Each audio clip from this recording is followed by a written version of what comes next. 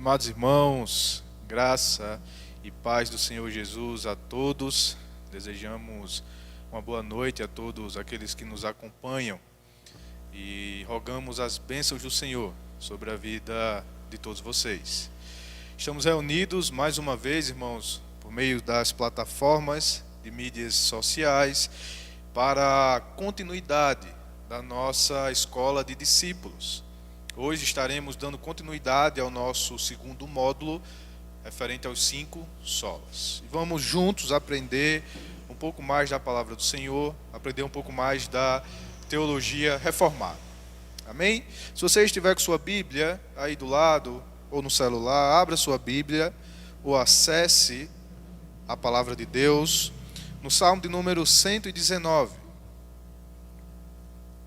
Abra juntamente comigo a palavra de Deus no Salmo 119, versículo de número 105. Salmo 119, versículo 105, diz assim a palavra do Senhor: A tua palavra é lâmpada que ilumina os meus passos e luz que clareia o meu caminho. Prometi sob juramento e o cumprirei. Vou obedecer às tuas justas ordenanças. Passei por muito sofrimento. Preserva, Senhor, a minha vida conforme a tua promessa. Aceita, Senhor, a oferta de louvor dos meus lábios e ensina-me as tuas ordenanças. A minha vida está sempre em perigo, mas não me esqueço da tua lei. Os ímpios prepararam uma armadilha contra mim, mas não me desviei dos teus preceitos. Os teus testemunhos são a minha herança permanente, são a alegria do meu coração. Dispus o meu coração para cumprir os teus decretos até o fim. O salmista nos diz que a sua vida é centrada na palavra do Senhor, na lei do Senhor, nos decretos, nos testemunhos, nas ordenanças, naquilo que o Senhor requer de nós. Sejamos assim, irmãos, centrados, guiados pela palavra de Deus. Vamos orar, darmos início a esse momento, pedimos a bênção do Senhor. Ore juntamente comigo. Senhor, a tua palavra é lâmpada para os nossos pés e luz para os nossos caminhos. Os teus decretos são prazerosos para aqueles que te amam. Nos alegramos em cumprir os teus mandamentos e as tuas ordenanças. De modo que queremos, ó Pai, sujeitar toda a nossa vida à tua lei, à tua palavra, aos preceitos, aquilo que o Senhor requer de nós. Leva-nos a amar a tua palavra, Senhor. Leva-nos a viver em obediência a ela. Leva-nos a encontrar deleite nela. E nos guia, Senhor. Se formos guiados pela tua palavra, não estaremos perdidos, não nos perderemos, mas teremos um lugar seguro. Os nossos caminhos serão iluminados e viveremos para a glória do teu nome. É assim que nós oramos, Senhor, e pedimos a tua bênção sobre o nosso culto, sobre a nossa escola de discípulos. Nos faz aprender um pouco mais da tua palavra e abençoa as nossas vidas nesse momento, Senhor. Nós pedimos em nome de Jesus. Amém? Vamos cantar 2 canções, irmãos. 2 canções que falam exatamente sobre o tema que trataremos nessa noite. Sobre a nossa inabilidade para a salvação. Sobre a nossa necessidade de um Salvador. Vamos cantar juntos?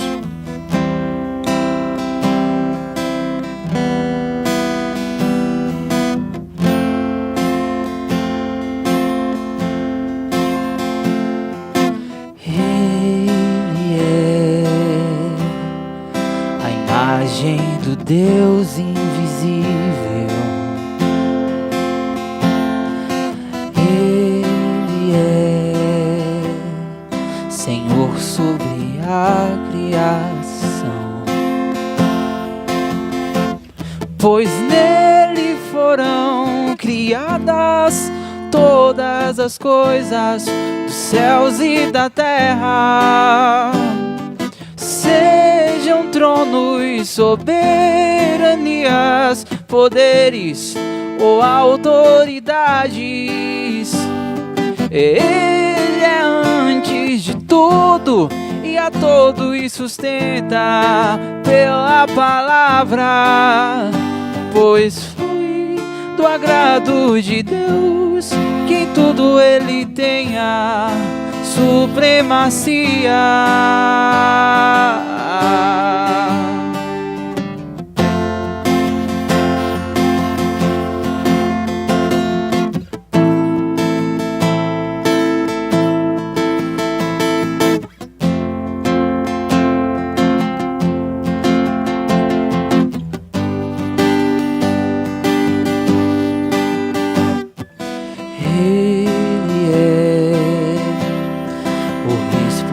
Da glória do Pai,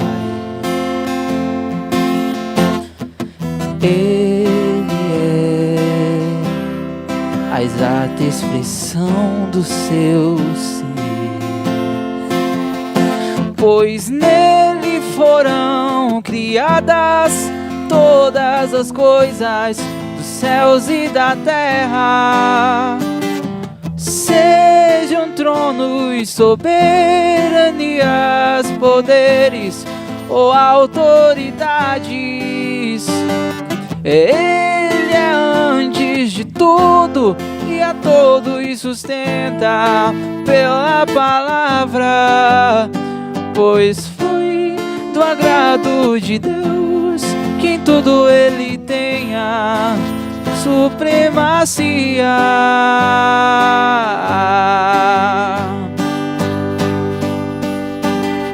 Já não há mais nada que a ele não pertença. Em tudo existe graça, cantemos sim. Já não há mais nada que a ele não pertença. Em tudo existe graça, cantemos sim.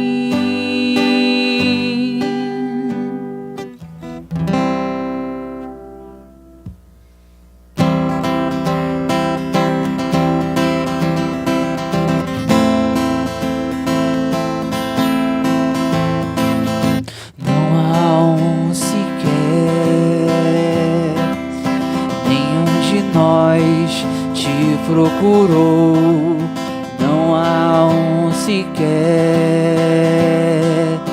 nenhum de nós te buscou. Do céu tu olha, Senhor, pra ver se alguém que entenda, se há quem busque a ti. Mas não há sequer. Do céu tu olha, Senhor, pra ver se alguém que entenda, se há quem busque a ti. E não há sequer. Como poderia o cego andar em tua direção? Como poderia o morto te buscar? Como poderia eu, morto nasci, longe de ti andei?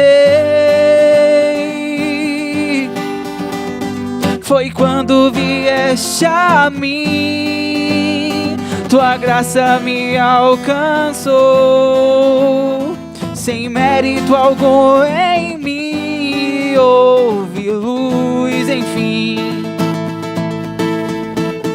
Da morte liberto eu fui, de graça a vida recebi. Foi quando vieste a mim, tua graça me alcançou. Sem mérito algum em mim, houve luz, enfim. da morte liberto eu fui, de graça a vida recebi.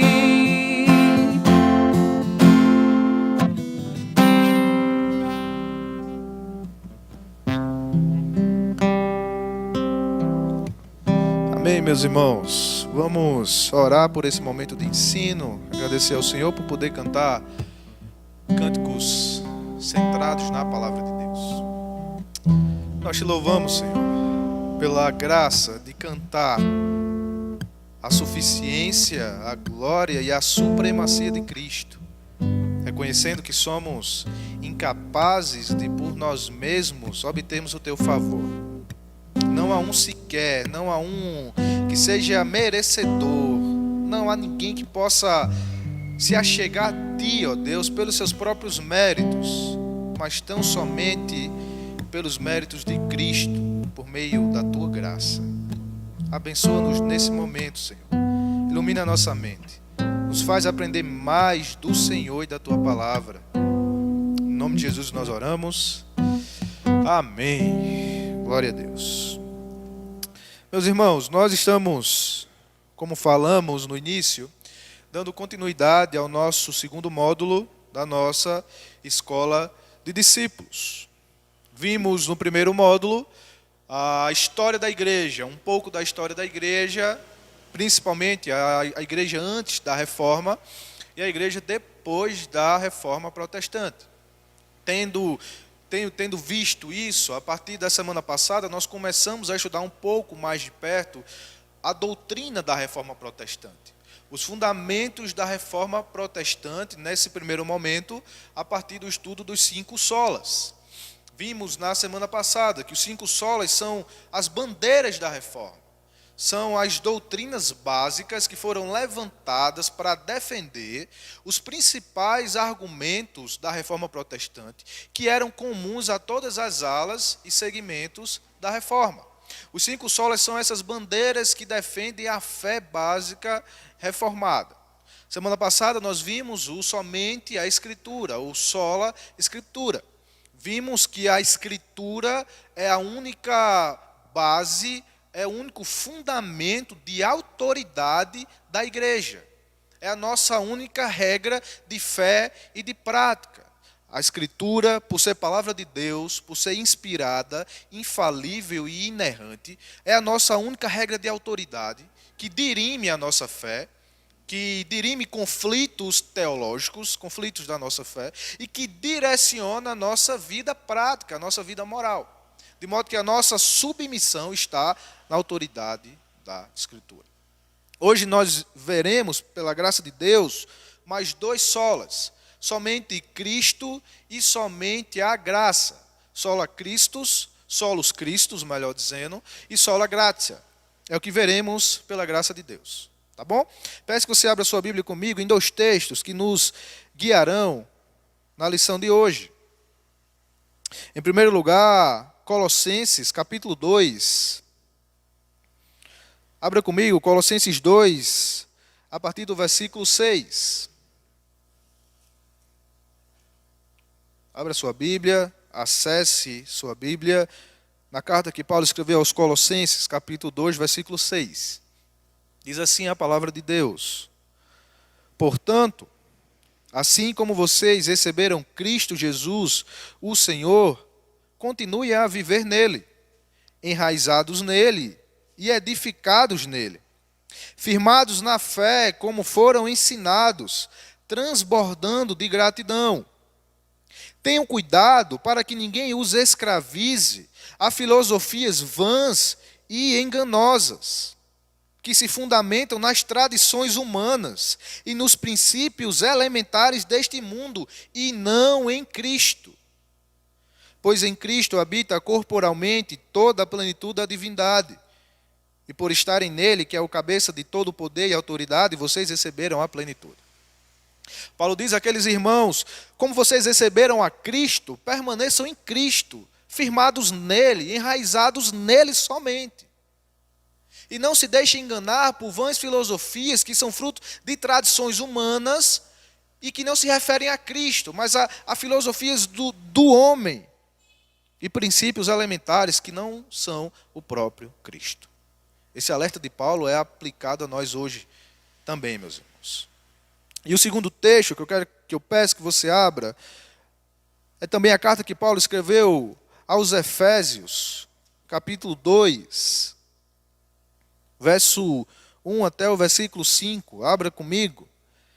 Efésios 2, a partir do versículo 1. Diz assim a palavra de Deus: Vocês estavam mortos em suas transgressões e pecados, ou em seus delitos e pecados, nos quais costumavam viver quando seguiam a presente ordem deste mundo. E o princípio do poder do ar, o espírito que agora está atuando nos que vivem na desobediência.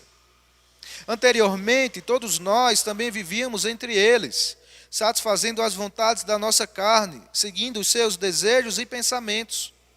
Como os outros, éramos, por natureza, merecedores da ira. Todavia, Deus, que é rico em misericórdia, pelo grande amor com que nos amou, deu-nos vida com Cristo, quando ainda estávamos mortos em transgressões. Pela graça vocês são salvos. Paulo está dizendo novamente, escrevendo àqueles irmãos Efésios, que eles estavam mortos em delitos e pecados. Estavam longe de Deus. Por natureza eram filhos da ira, pecadores rebeldes, sem nenhum mérito. Como mortos, eles não tinham o que fazer, eles não poderiam fazer nenhuma ação em direção a Deus. Eles estavam, como Paulo diz, mortos espiritualmente, mortos para a verdade de Deus. Mas Paulo diz que foi pela graça que Deus os salvou e lhes deu vida juntamente com Cristo. São as duas verdades, irmãos, desse texto que acabamos de ler, que trataremos nessa noite. Somente Cristo, é nele que devemos estar enraizados. Solos Cristos, e é somente pela graça de Deus, sem nenhum mérito em nós, mortos como estávamos, é que Deus nos tomou para si e nos deu vida juntamente com Ele. São os dois solos que veremos nessa noite. Em primeiro lugar, somente Cristo. O que é que significa dizer somente Cristo? O que é que os reformadores buscavam defender, levantando essa bandeira de que somente Cristo é o nosso suficiente e único mediador? Em primeiro lugar, eles buscavam defender a verdade de que somente Cristo era suficiente para a nossa salvação e que nele estava a exclusividade do meio da nossa salvação. Somente Cristo era suficiente, ele é exclusivo, o único mediador, o único meio pelo qual o homem pode se achegar a Deus. A nossa salvação vem e é nos ofertada somente por causa de Cristo. Se a Escritura, se o solo Escritura mostra o único fundamento de autoridade da fé cristã, Cristo é o único mediador dessa autoridade. Cristo é o único mediador, é somente Ele e por meio dele que nos achegamos a Deus. Somente Cristo é o único mediador entre Deus e nós. Somente Cristo é o verbo encarnado de Deus, mesmo sendo Deus, não julgou como usurpação o ser igual a Deus, mas se fez homem, humilhando-se a si mesmo, assumindo a forma de servo e habitando entre nós. Somente Cristo viveu a vida perfeita e cumpriu todos os requisitos da lei de Deus. Somente Cristo foi morto, crucificado. Somente Ele expiou o nosso pecado através da sua morte e do seu sacrifício substitutivo na cruz do Calvário. Somente Cristo foi para os céus nos preparar lugar. E é somente Ele que voltará, nos tomará para si e nos levará para junto de si. É somente por causa dele, por causa dos méritos dele, da obra de salvação nele. Por isso que dizemos que Cristo é o único mediador entre Deus e os homens. Mas essa bandeira foi levantada no contexto da reforma, onde os reformadores se opunham e visavam combater as doutrinas falsamente ensinadas pela Igreja Católica Apostólica Romana. E esse é o nosso segundo ponto para estudarmos o somente Cristo. O que ensinava a Igreja Católica Apostólica Romana e o que ensina hoje. Na terça-feira passada, lançamos a premissa que nos ateremos a ela hoje, segundo a qual nós confrontaremos doutrinas. Não estamos atacando pessoas, não estamos atacando a dignidade de pessoas, mas nós estamos confrontando doutrinas a fim de levar o povo de Deus à reflexão, à meditação e de forma ousada a buscar a verdade de Deus a partir da Escritura. E nesse sentido, o que é que vemos? O que é que dizia a Igreja Católica Apostólica Romana naquela época e o que é que diz ainda hoje? Primeiro nós vemos que o catolicismo romano afastou-se do Evangelho e instituiu o culto a Maria em 431, o culto às imagens em 787 e a canonização dos santos em 933. Nós vemos que durante aquele período de reforma da igreja, a partir da sua junção com o poder estatal, a Igreja Católica passou a perder a sua essência e, com o decorrer do tempo, foi a atraindo para si e adotando em sua liturgia, em sua fé e em sua teologia, costumes e práticas e credos que não estavam de acordo com a fé cristã, a fé pura de Jesus Cristo, dos apóstolos, a fé da igreja apostólica, da igreja primitiva. E nesse sentido, a Igreja Católica passou a adotar outros meios de salvação, a adotar outros mediadores, por meio dos quais os fiéis poderiam alcançar os méritos para a salvação. E como ela fez isso? Adotando os méritos de Maria e dos santos em união com Cristo. A Igreja Católica vai dizer que a salvação é por meio de Cristo também. Alguns dos aspectos da fé que professamos, a Igreja Católica também professa. A encarnação de Cristo, o nascimento virginal, a divindade, a morte vicária e a ressurreição são também ensinadas pela Igreja Católica. Mas o problema é que a Igreja Católica não acredita na exclusividade do mérito de Cristo, não acredita na suficiência da obra de Cristo para a salvação. Ela acredita que Cristo morreu para pagar os pecados, mas ela não acredita que Cristo foi suficiente. E ela ensina que precisamos dos méritos de Maria, dos santos, de outras pessoas, para que possamos alcançar essa salvação.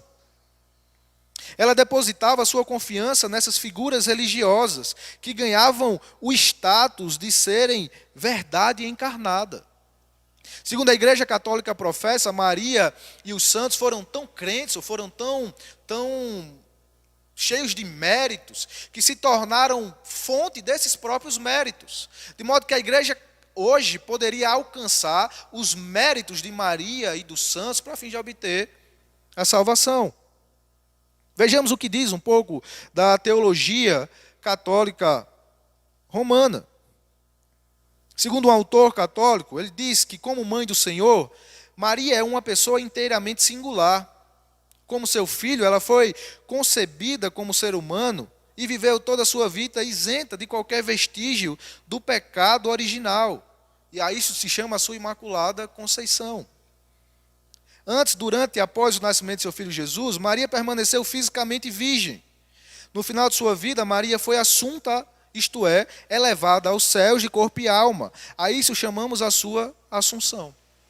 Ora, irmãos, eles dizem que Maria foi guardada e que não tinha nenhum vestígio do pecado original. Mas isso não encontra fundamento bíblico, isso não tem base bíblica. Paulo diz em Romanos 3, 23, todos pecaram e destituídos estão da glória e da graça de Deus. A própria Maria canta em Lucas capítulo 1, a minha alma se engrandece em Deus, o meu Senhor, e se agradece em Deus, o meu Salvador. Maria clama também por um Salvador, e quem é que clama por um Salvador, senão aquele que tem pecado, irmãos? Ele vai dizer também que Maria permaneceu fisicamente virgem, mas a Bíblia mostra que Jesus teve irmãos, que Maria teve outros filhos além de Jesus. E a Igreja Católica vai se defender apontando a palavra, dizendo que quando o texto diz que Maria teve outros filhos, ele está se referindo a primos de Jesus. Mas a palavra no grego, adelphos, se especifica especificamente, ou define especificamente, os irmãos de Cristo. Entre eles, Tiago e Judas, que escreveram as epístolas. A Igreja Católica vai defender a assunção de Maria como se ela tivesse sido elevada aos céus de corpo e alma. Mas, ora, 1 Tessalonicenses, Paulo vai dizer que aqueles que dormem aguardam ainda a vinda do Senhor, onde serão levantados e irão ao encontro do Senhor nos céus.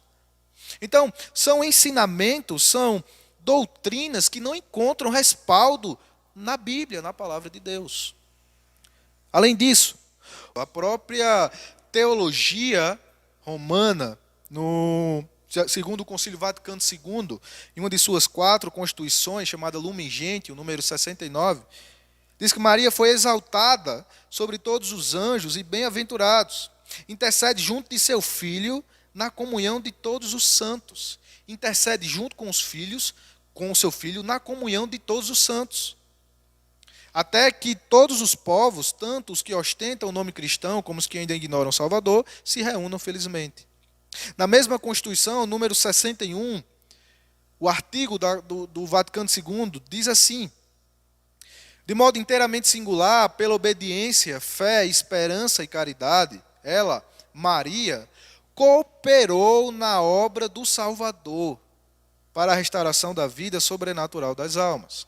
Apesar de não ser ainda um dogma oficialmente reconhecido, mas há um número muito grande de petições dirigidas ao Vaticano para que seja reconhecido o dogma de Maria como corredentora, com base inclusive na teologia do próprio Vaticano, que diz que ela cooperou na obra do Salvador. Ora, a Igreja Católica, então, alçou Maria à posição de uma intercessora, de uma mediadora e de alguém que coopera na obra de Jesus Cristo.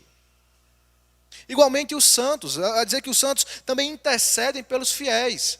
A igreja defende também que os santos foram homens heróicos, crentes notáveis por causa da sua fé, que depois de mortos disponibilizam seus méritos que podem ser aplicados aos fiéis por intermédio do ministério da igreja. É como se existisse um mar onde estivessem os méritos de Jesus, de Maria e dos santos, e a igreja canaliza e diversifica e distribui esses méritos aos fiéis. Esses méritos só podem então ser distribuídos por meio do ministério, do exercício da Igreja Católica Apostólica Romana. Qual é o problema disso, irmãos? É que Cristo não é exclusivo. O fiel é salvo por Jesus, sim, mas ele também precisa dos méritos de outras pessoas que não o de Jesus. E se você diz que para ser salvo você precisa de Jesus e de mais alguma coisa, o que você está dizendo é que Jesus não é suficiente. Jesus não é exclusivo. Você não pode acrescentar alguma coisa à obra de Jesus para a salvação do crente sem retirar dele a exclusividade, a suficiência e a glória da salvação de todo aquele que crê. Então, o que a Igreja Católica faz é isso, é retirar a exclusividade da obra de Jesus para a salvação. Outro ponto importante que a Igreja Católica profere, ou pelo menos define, é a diferença entre o que seja dulia, hiperdulia e latria. A Igreja Católica faz uma distinção que por vezes é confusa e que parece ser meramente apologética, porque não é o que é visto na prática dos seus fiéis. Ela vai dizer que os santos são adorados por meio, ou são venerados por meio de um culto específico, que é dulia, que é uma veneração. Maria estaria no nível intermediário, acima dos santos e abaixo de Jesus. Ela é digna de um culto chamado hiperdulia. É algo que está acima da veneração. E Jesus Cristo, que estaria em cima, no primeiro andar, seria um culto de latria, ou seja, de adoração. Essa distinção parece ser confusa. Porque como é que você distingue o que é veneração daquilo que está acima de veneração e que não pode chegar ao nível de idolatria? E além do mais, não é algo que você vê na prática, é algo que parece meramente ferramenta apologética, porque os fiéis veneram, adoram, na verdade, Maria e os santos. Na própria liturgia da igreja, Maria ocupa um lugar, por vezes, proeminente, muitas vezes mais destacado do que Jesus. No rosário, o fiel reza mais Ave Maria do que lê o Pai Nosso. As imagens de Maria é muito mais comercializada do que a imagem de Jesus. Então você vê que na teologia prática, na vida prática da Igreja Católica Romana, Maria e os santos estão numa posição acima da posição de Jesus. E isso, como vimos, amados irmãos, não tem fundamento bíblico. Você não pode dizer que precisa de mais alguma coisa a obra de Cristo para a salvação. Assim você retira a exclusividade, a glória de Cristo e fere a Escritura. Mas por falar em Escritura, no terceiro ponto do nosso somente Cristo. Por que cremos assim? O que é que a Escritura diz sobre isso? Sobre o meio da nossa salvação. Abra sua Bíblia comigo, 1 Timóteo, capítulo 2, versículo 5.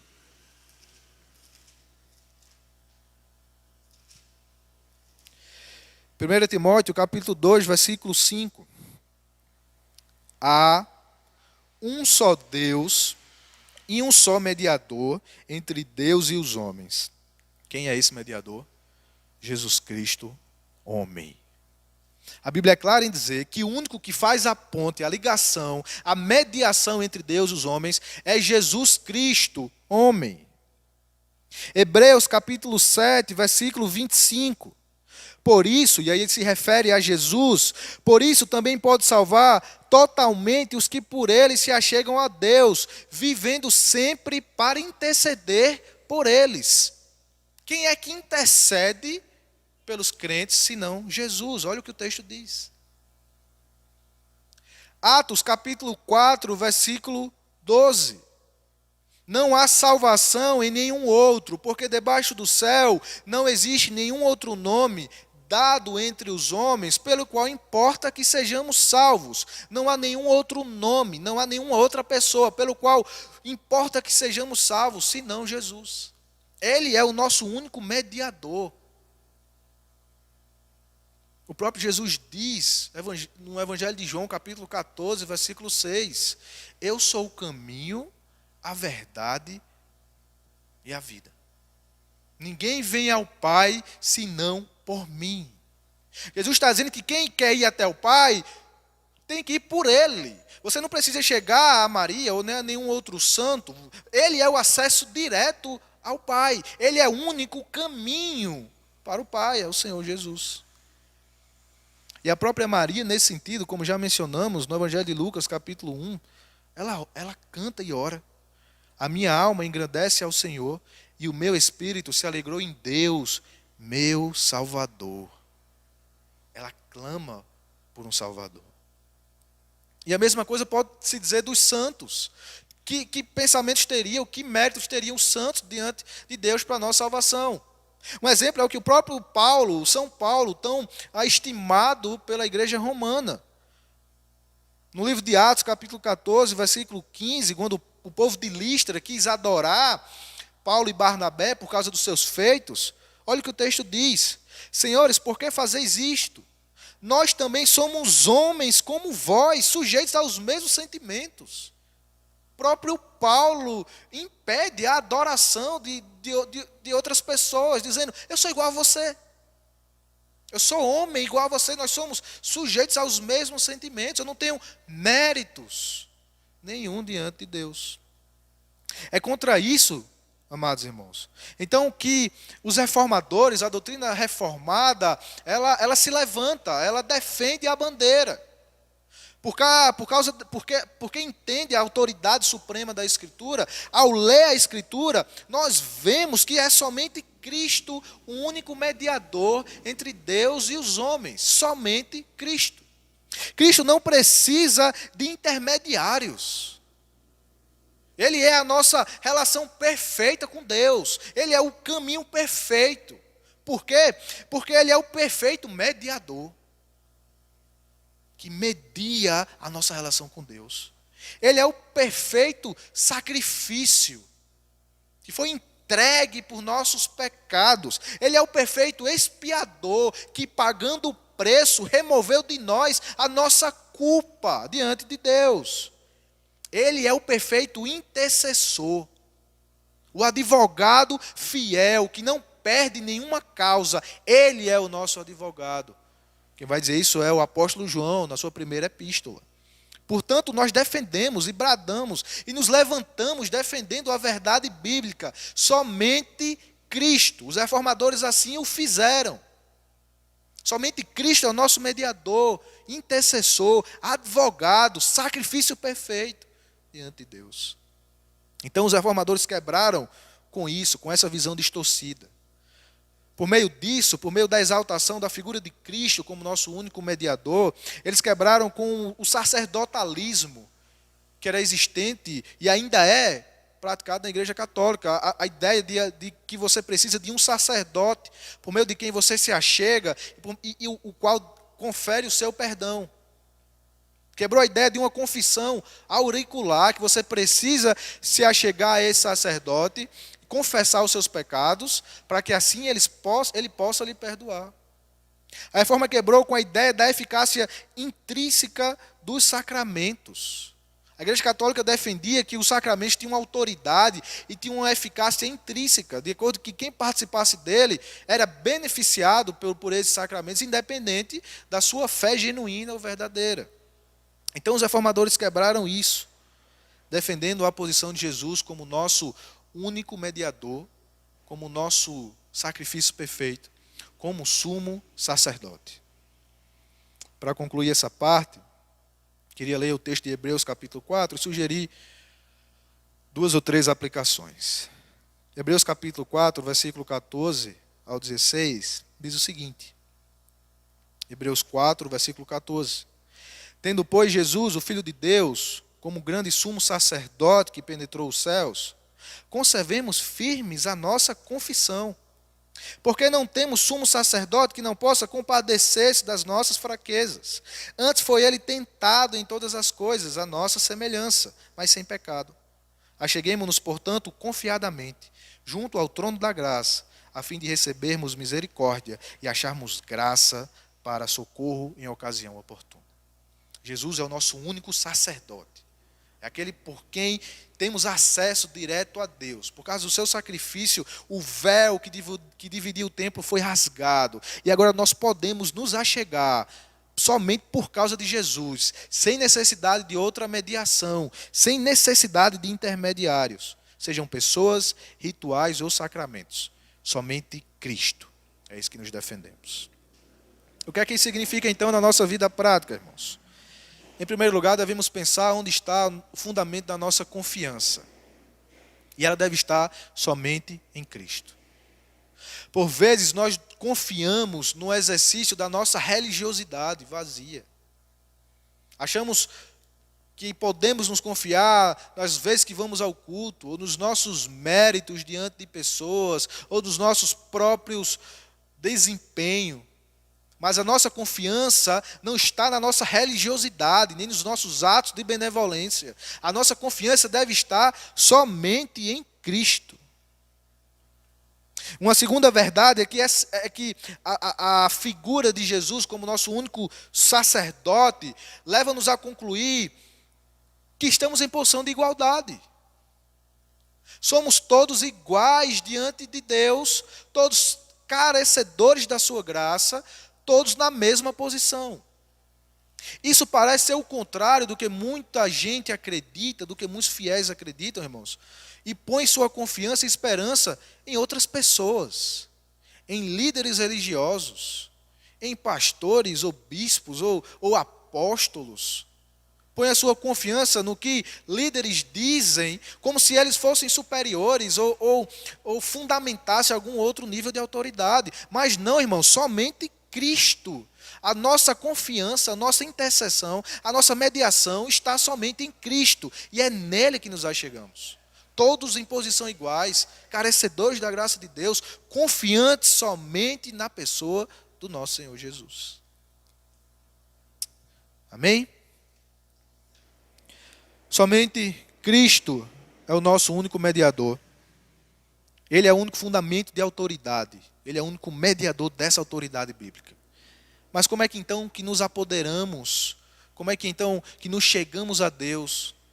Ou onde está o fundamento e a disposição da nossa salvação? É o nosso terceiro sola. Somente a graça.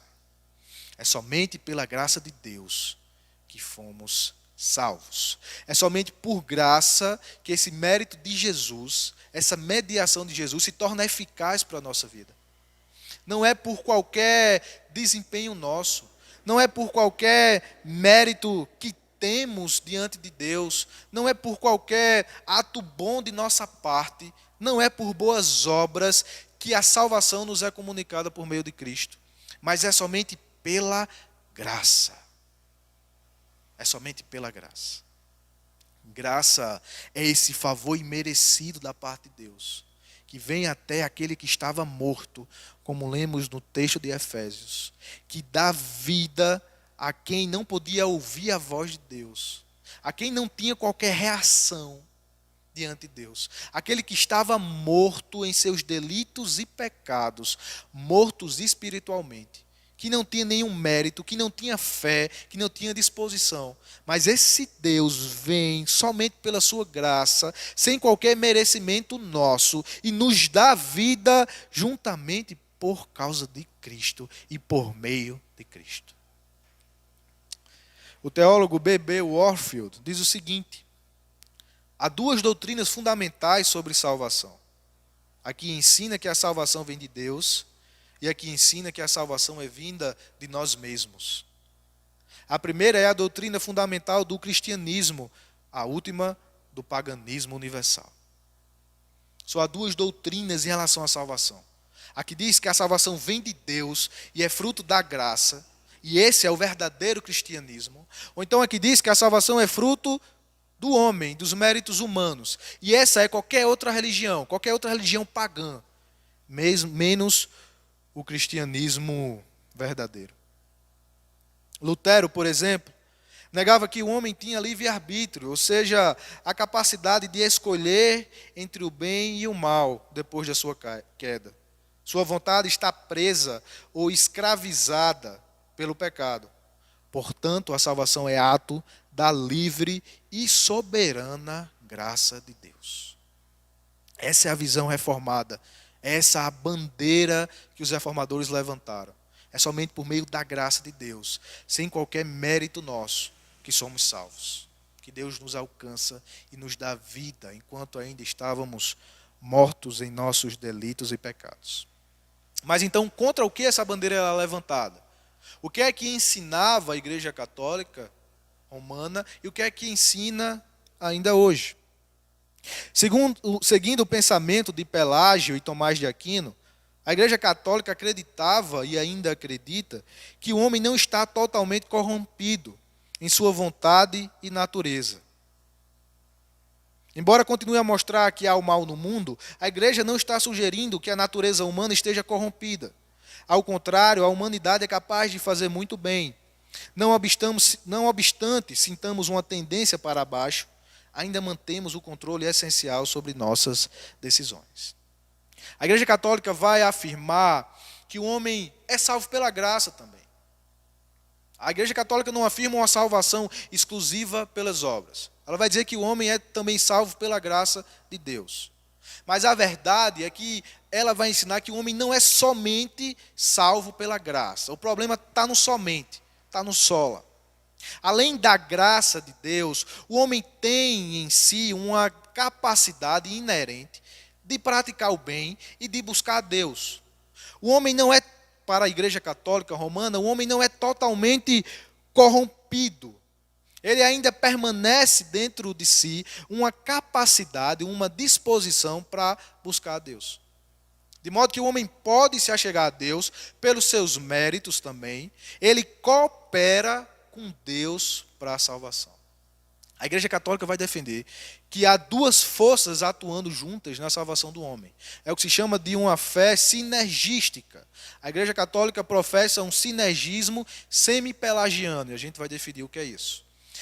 no ato da salvação operaria duas forças, a força de Deus e também a força do homem. O mérito de Cristo, a graça de Cristo, mas também é necessário a salvação, as obras, o fundamento e os méritos do próprio homem. E nós vimos, irmãos, você não tem como acrescentar alguma coisa aos méritos de Cristo sem tirar dele a glória, a exclusividade e a suficiência da salvação.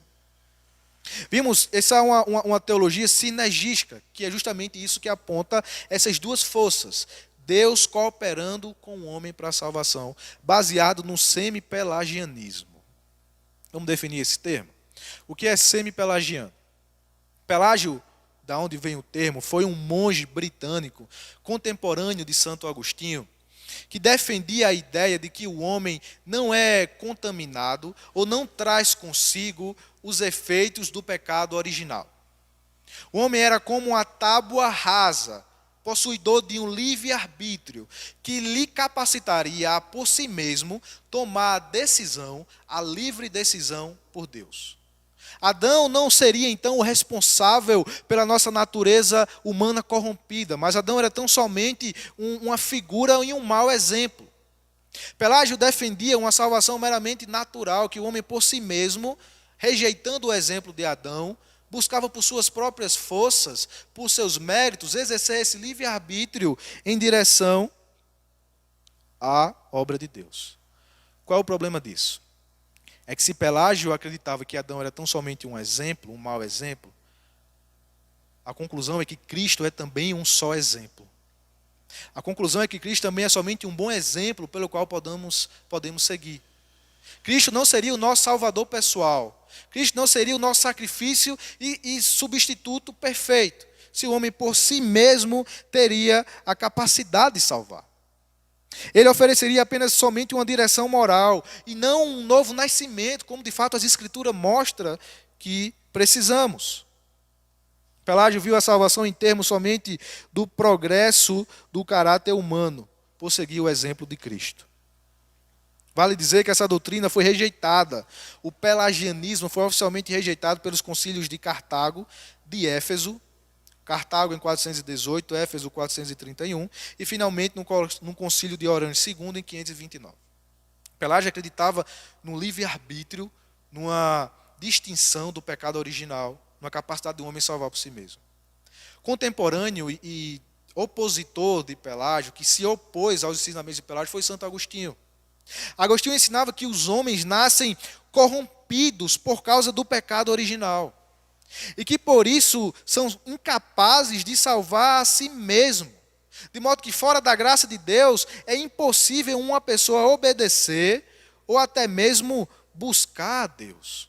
Agostinho defendeu, à luz da Bíblia, que o homem, com o pecado de Adão, houve uma completa corrupção da natureza humana.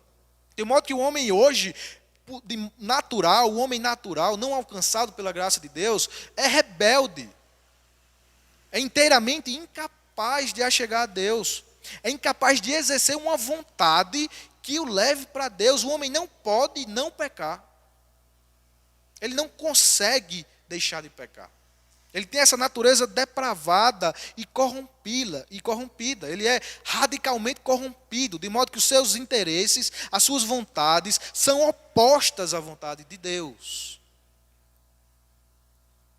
Então, o que a Igreja Católica fez no decorrer da sua evolução foi fazer uma síntese, misturar um pouco desses conceitos e adotou o que os teólogos chamam de um semi-pelagianismo. Ou seja, não que o homem seja totalmente livre para salvar, mas ele também não é totalmente corrompido, a ponto de necessitar somente da graça de Deus. Esse semi-pelagianismo indica uma mistura dessas teorias e aponta para uma união de forças. O homem é livre e exerce um papel na salvação. E Deus também opera com a sua graça, salvando o homem. Essa junção de forças que a Igreja Católica defende. Essa união da vontade de Deus e da vontade do homem. Qual é a conclusão e qual é o erro teológico disso, irmãos? É que Deus precisaria da força do homem, da disposição do homem para salvar. Nessa perspectiva, a salvação não vem de Deus, porque se o homem não opera, então Deus não pode salvar. A salvação de Deus estaria condicionada à força, à decisão e à inclinação do homem. Isso novamente retira a glória de Deus e coloca a glória toda no homem. Você dizer que Deus precisa de mais alguma coisa para poder salvar uma pessoa, é dizer que Deus não pode salvar por si mesmo e não é soberano na salvação. Em todo lugar, a Bíblia mostra a soberania de Deus em salvar pecadores miseráveis como nós, somente pela graça, sem nenhum bem inerente em nós. Romanos 5,12, Paulo vai falar, assim como um pecado por um só homem entrou no mundo, e pelo pecado a morte, assim também a morte passou a todos os homens, porque todos pecaram. O pecado original de Adão corrompeu a natureza humana, de tal modo que hoje homem, mulher, criança, jovem, idoso, todos carregam consigo essa mancha, esse câncer que nos impede de buscar a Deus. Todos somos pecadores e por nós mesmos incapazes de nos achegarmos a Deus pelos nossos méritos. É somente por causa disso, sem merecermos, como um favor imerecido da parte de Deus, que somos salvos, sem qualquer força nossa, sem qualquer distinção nossa, sem qualquer vontade da nossa parte. Como Paulo disse, e lemos no começo, nós estávamos mortos. Você já viu um morto? O que é que um morto faz? Ele não tem iniciativa. Ele não fala como falava antes. Ele não faz as mesmas coisas que fazia antes. Ele está morto, insensível a tudo que acontece ao seu redor. Assim éramos nós. Mortos é essa figura que Paulo diz. Estávamos mortos, insensíveis, indiferentes, incapazes de qualquer favor da parte de Deus. Você quer um exemplo de como isso opera na Igreja Católica? Deixa eu falar sobre o sacramento da penitência. E a fim de exemplificar o que eu acredito que mostra essa união de forças, essa salvação semi-pelagiana, contra a qual os doutrinadores reformaram. É a doutrina da penitência. A Igreja Católica vai dizer que você peca e o ato do pecado ele gera uma pena eterna e uma pena temporal. Essa pena eterna ela é perdoada no ato da confissão. Quando o fiel confessa o pecado a Deus, Deus perdoa por graça. Mas esse pecado que gerou essa pena eterna, ele gera também uma pena temporal, ou penas temporais, que a igreja confunde com os hábitos decorrentes desse pecado. E a igreja vai dizer que para purgar essas penas temporais, ou para apagar essas penas temporais, o fiel precisa do intermédio da igreja, que confere as indulgências, para que essas penas sejam purgadas, ou seja, sejam purificadas. Segundo a Igreja Católica, essas penas temporais ou são purgadas aqui, enquanto estamos vivos, ou são purgadas no purgatório, depois da morte. E segundo um padre que eu acompanhava esses dias, ele disse que é melhor purgar aqui do que purgar lá, porque lá dói mais. A justificativa era essa. Então a igreja, por meio das indulgências, ela confere o meio do fiel purgar essa pena temporal. E que indulgências são essas? Orações, atos de caridade, rezas, procissões, visitar determinado santuário, ler tantas Ave Marias e rezar tantos Pai Nossos. Você percebe que dessa forma a obra do homem, os seus méritos, por meio das orações, por meio das procissões, por meio dos rosários, são necessárias para purgar, para purificar a pena do pecado? Esse é um exemplo que mostra como a graça de Deus, perdoando um pecado eterno, se alia, se junta com o poder e o mérito humano, a fim de poder ser purificado em seus pecados.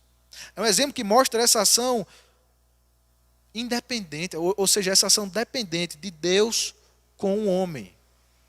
E como vimos, isso retira a glória de Deus na salvação.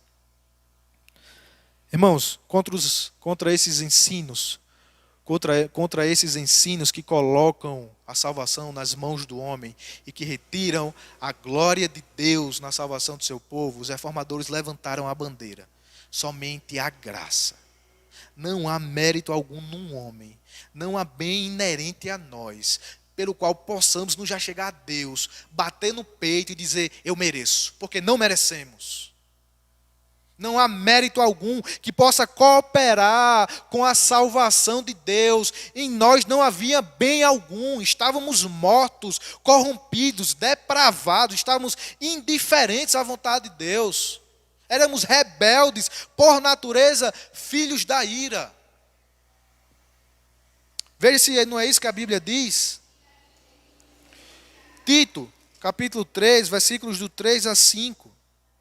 A carta que Paulo escreveu a Tito, capítulo 3, versículo 3, diz o seguinte: houve tempo em que nós também éramos insensatos e desobedientes, vivíamos enganados e escravizados por toda espécie de paixões e prazeres. Vivíamos na maldade e na inveja, sendo detestáveis e odiando uns aos outros.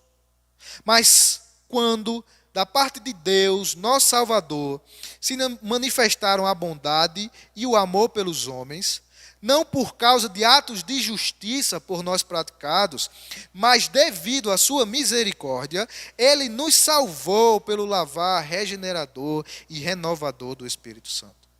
Paulo diz, não por causa de atos de justiça por nós praticados, mas somente pela misericórdia de Deus.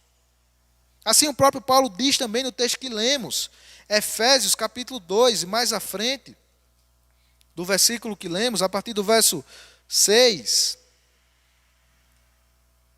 a partir do 5, Paulo escreve, Deus deu-nos vida juntamente com Cristo, quando estávamos mortos em transgressões, pela graça vocês são salvos. Deus nos ressuscitou com Cristo e com Ele nos fez assentar nas regiões celestiais, em Cristo Jesus, para mostrar nas eras que hão de vir a incomparável riqueza da sua graça, demonstrada em sua bondade para conosco em Cristo Jesus. Por vocês são salvos pela graça, por meio da fé, e isto não vem de vós, é dom de Deus, não por obras, para que ninguém se glorie. A Escritura diz, a palavra é clara, não é por causa das suas obras, não é por causa dos seus méritos, mas Deus o salvou por sua graça somente. Olha a palavra e veja o que ela diz. Paulo também escreve no livro de Gálatas, capítulo 2, versículo 21. Não aniquilo a graça de Deus, porque se a justiça provém da lei, segue-se que Cristo morreu em vão. Paulo diz que a forma de aniquilar a graça de Deus é pregar uma justiça que vem da lei, ou seja, da obediência aos méritos e aos preceitos da lei. A forma de aniquilar, de anular a graça de Deus, é pregar uma justiça por obras. Uma justiça que pode ser levantada diante de Deus pelos méritos próprios de obediência à lei. Paulo está dizendo que se você defende uma salvação dessa forma, você aniquila, anula a graça de Deus. E a consequência disso é que Cristo morreu em vão. Por que Cristo haveria de morrer, de padecer, de sofrer e ser humilhado, se por nossos méritos nós pudéssemos nos já chegar a Deus? Mas não, Cristo morreu para mostrar a graça de Deus na salvação de pecadores que estavam mortos em seus delitos e pecados. Em João capítulo 6, versículo 44, nosso Senhor Jesus diz, ninguém pode vir a mim se o Pai que lhe deu não o trouxer. Ninguém vai a Deus por seus méritos se o Pai não o trouxer. Ninguém vai a Cristo se o Pai não o trouxer. É Deus que opera, concedendo vida somente pela graça àquele que estava morto em seus delitos e pecados. Amém?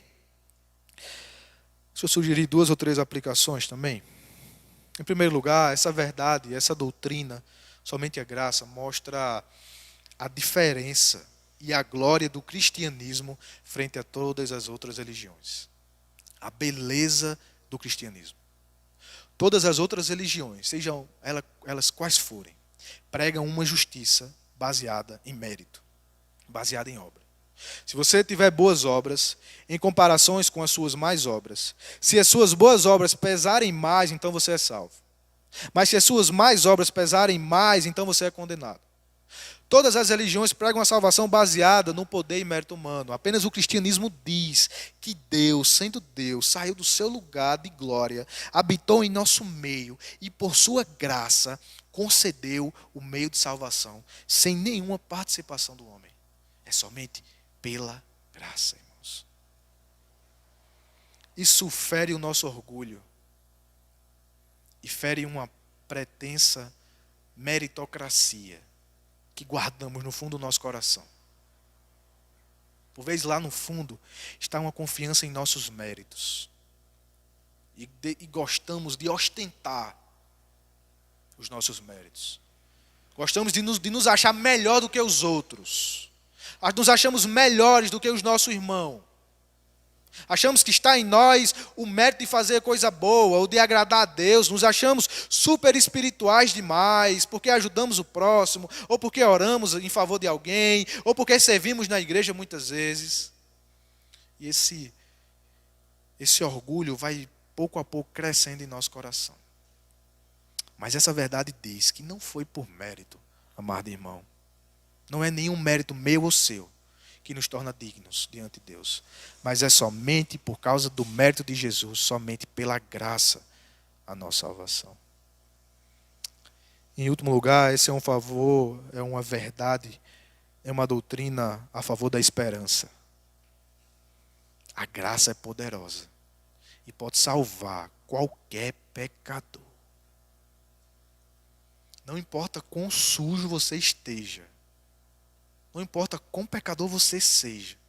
Não importa quais os caminhos que você tem andado. Não importa. Essa graça é poderosa para te pegar na mão, te acariciar, te tirar desse lamaçal de lama e te botar numa rocha firme. Essa graça é poderosa para salvar o mais vil pecador. Porque a salvação não depende dos méritos desse pecador, depende somente da graça de Deus, desse favor imerecido. Amém? Vamos orar em nome de Jesus. Nós te louvamos, Senhor, pela tua palavra. Lâmpada para os nossos pés, luz para os nossos caminhos. Tua palavra nos mostra que o Senhor Jesus é o nosso único mediador. É o sacrifício perfeito. É o nosso sumo sacerdote. E é somente por meio dele que nos achegamos a ti. E nos achegamos, ó Deus, amparados, guardados, carregados nos braços da graça de Deus, sem nenhum mérito em nós mesmos. Um favor imerecido que recebemos, mesmo quando estávamos mortos em nossos delitos e pecados. Ó Deus, quão maravilhosa graça é essa, que salvou pecadores como nós. Louvado seja o teu nome por isso, Senhor. Que essas verdades brilhem em nossos corações. Sejamos gratos ao Senhor, vivamos em humildade, nos dediquemos ao Senhor. Essas verdades nos transformem, Senhor, para a tua glória. Em nome de Jesus. Amém. Meus irmãos, espero que tenha sido bênção na sua vida, conhecer um pouco mais dessa teologia reformada, um pouco mais da fé que professamos. Caminhamos aí, então, finalizando o terceiro sola. Somente a Escritura, somente Cristo, somente a graça. Tá bom? Nos reuniremos, se Deus permitir, na próxima quinta-feira. Estaremos continuando e aí finalizamos os 5 solas. Estudaremos somente a fé e a glória somente a Deus. Sola fide, sola deu glória. Sola deu glória. Amém?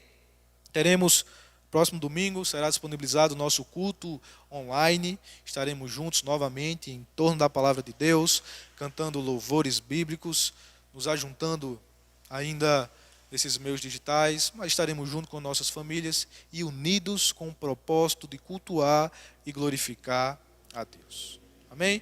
Desejo que Deus lhe abençoe, lhe dê a graça necessária para enfrentar esses dias. Continue guardando, fortalecendo a sua família.